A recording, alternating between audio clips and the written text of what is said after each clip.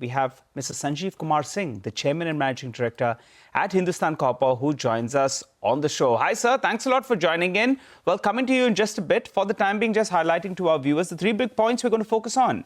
One is the closure of the Grasberg mine in Indonesia. How will copper demand-supply dynamics play out? Point number two, the outlook on copper prices and how much is the sensitivity of the company's EBITDA to global copper prices. And finally, the scale-up of the copper capacity. They are talking about scaling up by 3 times in the coming years. To help us out with all those answers, we have with us Mr. Singh, who joins us on the show. Good morning, sir. Thanks a lot for joining in. Well, your shareholders are thumping the table. They believe their time has come. One of the biggest outperformers in this month itself. Now, let's understand a couple of facts, sir. Given the closure of the Grasberg mine in Indonesia, how do you see the copper demand-supply dynamics playing out? If you could help us out with that. Will that be a crunch, say, till 2027 odd? And also, what does this mean in terms of a pricing outlook? Please go ahead, sir. A very good morning to you and all the investors who are watching this channel. The first question which you asked about the Grasberg mine, definitely it is one of the biggest mines across the globe. And the supplies have been affected because of that incident, that failures.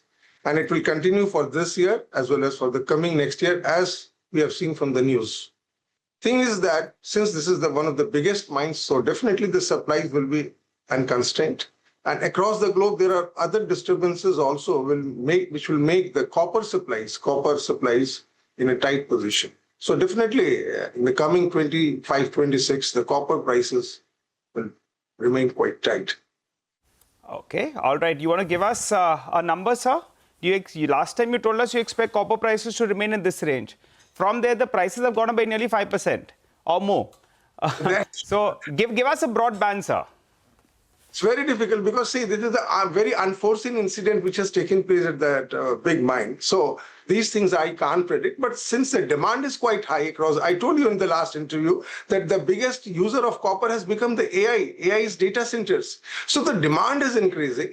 So this demand will push the prices. Rather, it will hold the prices, I should say. Okay, got it. All right. Could you give us a few more details? What are the selling terms on copper? How much of your copper is sold on spot? Is it a quarterly contract, a half-yearly contract? Is it an annual contract? Could you break that sales mix for us? And also give us a sensitivity, analysis. Your EBITDA, how much of it is linked to global prices? Or if you could give us what is the cost per ton that you mine of copper? See, as far as our saleable product, that is MIC, which we call metal in concentrate, is all on spot. And this is an annual tender. We float the annual tender and it's supplied on the annual basis. So it is completely on annual basis, nothing on quarter or 6 months basis. And secondly, the EBITDA margins, which you had asked last time also, and I had assured you that we'll try to keep and maintain that EBITDA margins, keeping our operational efficiencies and expenses in control.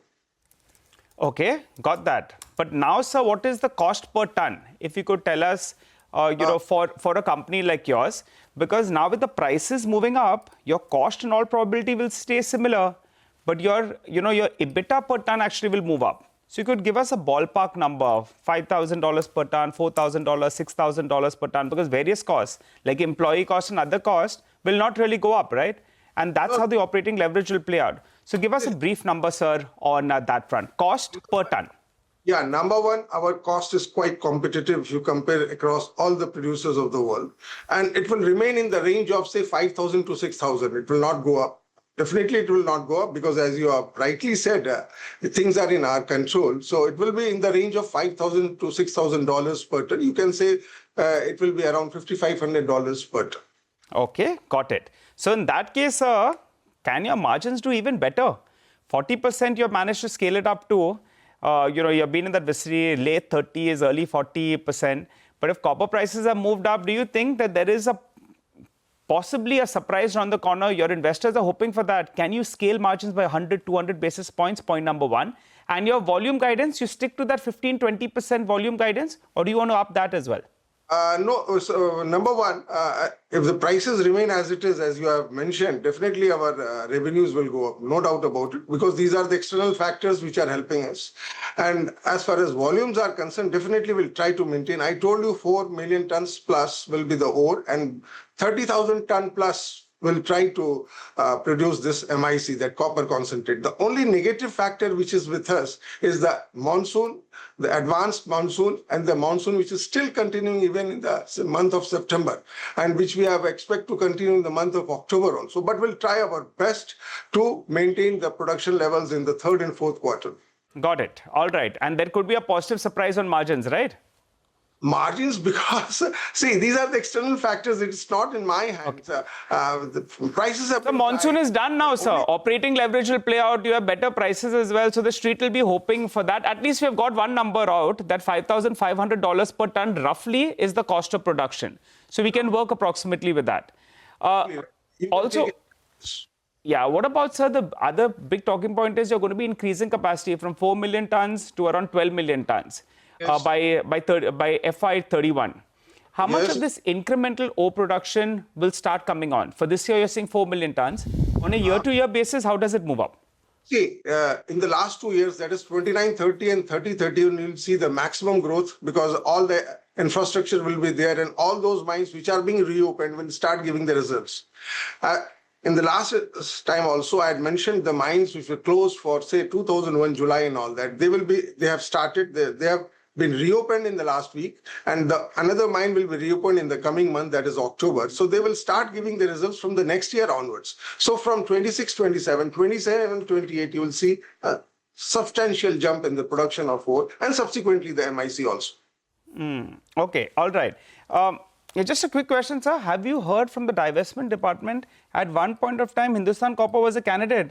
Now, with copper being the new gold, as most on the street are saying and most global commodity analysts are talking about it, do you think the government could be looking at taking some money off the table, maybe do an OFS, possibly divest the company on the whole? Is that a possibility? Valuations are not cheap, sir, from a stock market perspective.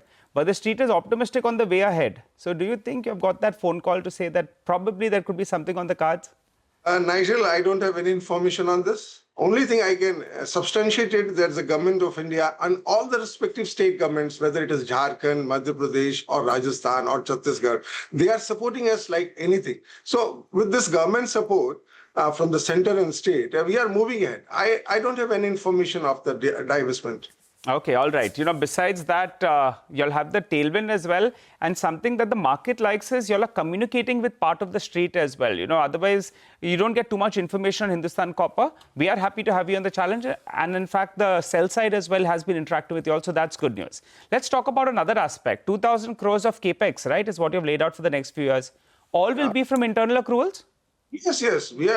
It will be from internal accruals, and we have already, from the board also, we have got the approvals of the QIP and even the bonds also. We have already taken the approvals from the board. In fact, I mentioned in the last interview. Yes. So there is no issue about this. And we are maintaining a proper debt equity ratio also. Okay. Possible then we hear about a QIP soon? No, not QIP. We don't need for that. We already have an approvals for that, I mean to say. It's just an enabling resolution. It's just an enabling resolution, sir. You have just taken the approvals. You may or may not tap the market. Yeah. We may or may not. All right. Final question, sir, before we let you go. From a stock market perspective, ye dil mange more, right? They want to know what else besides copper. And you all have been talking about the rare earth mineral opportunity as well. Yes. Could you tell us what is the progress on that front? By when do we actually start? Because now there'll be some capex that will have to be spent. You'll have to get allotted a block as well. By when? How do you see this panning out? What is the progress on this front? See, exactly, we can't mention the time frame, but you must have noticed that we have got an MOUs with all big companies. The last one was with Oil India. And in that Oil India, we are very particular about the two mines, which is one is in the Arunachal Pradesh, that graphite and vanadium, and the other one is the potash in Rajasthan. And since we have the expertise of hard rock mining, we are one of the hard rock miners of this country. We have already joined hands. A team has been framed at Hindustan Copper, which will be visiting very soon, and we'll be taking up that mining operations on a jointly basis with Oil India. So that is one start of that. The others, we are already started participating in the auction process. You must have heard about it. And all these MOUs, whether it is with Coal India or Indian Oil, GAIL or RITES, our partners are already interacting with our nodal team, which is here, and they are doing the due diligence internally also. And we have already started. You must have seen in rare earth projects also, we had bidded, and in continuation to that, we'll be moving ahead. In fact, we have about the blocks of in Chhattisgarh also, which are we have got the approvals of the NMET, and we'll be moving ahead with the exploration. Our main focus is now with exploration in majority of our own properties as well as the other properties also. Oh, okay. All right, Mr. Singh, we appreciate you joining in here on CNBC TV18. Explain to us how the demand-supply dynamics are playing out globally with regard to copper and your objectives as well for the company. We look forward to having you back on the show, sir. Post your Q2 numbers, then we can get the outlook for the second half of this fiscal and the path ahead as well. For the time being, the street will be happy about good times for copper prices.